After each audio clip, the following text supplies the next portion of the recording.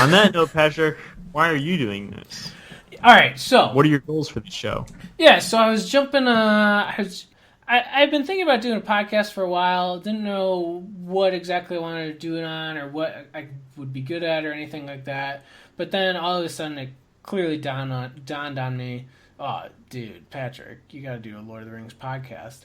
And the reason I thought that is because, well, there's some other ones out there, yeah, and I mean they're good. They got interesting information, but I didn't really think that they were accessible just to like the everyday fan. Like most of them were starting with the Silmarillion, which is basically the prequel to Lord of the Rings. And I mean, it's just that's not the place to start. Like I want something that everybody could get behind and like relate to and really get into. Okay. You know, I'd also say too, like whenever I try to talk to people about Lord of the Rings or really get in depth with one part of the story, if we actually hit the conversation, if the person's actually willing to listen, they always have a good time. Like they're very interested in it, and like the conversation's never dull, it's never stale or anything like that. They genuinely do enjoy what they hear. So I thought, why not? This is something I thought, you know what, we could really knock this out of the park. Like why don't we just put all our effort into this, do the best we can here. What about you? Why'd you agree to do this? Besides that, you're a sucker.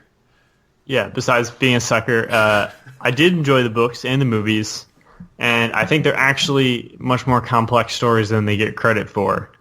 It's pretty easy to get sucked into the details of who's who and what they did, but if you look at it from another angle, it's modern mythology. These are stories that are part of our collective psyche, whether through consuming the books or the movies themselves or through all the related stories they've inspired.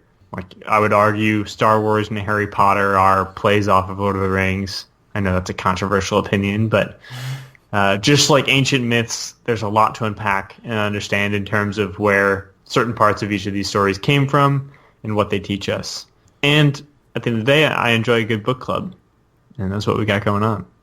Our ideal audience here, I think we'll be able to strike a good chord with any range of fan, whether you've never seen the movies or never read the books or anything like that. If you're just brand new to it, I think we should be able to accommodate you. We won't have much spoilers going out throughout this whole thing. But I also think very in-depth fans, unless you've read basically everything ever written about Tolkien, you will learn some new stuff along the way here. But our ideal audience, I'd say, would be, I've just seen so many people that are like, man, these movies were so cool. I really liked watching them. Maybe I'm inspired to actually pick up the book and read it. And they try, and they get bored, or they think it's too hard. Eventually, they hit the two towers and pass out. Yeah, I mean, they just fall away. And it's just, no. Okay, I understand that. Like, yeah, this isn't, the movies and the books, they are fairly different.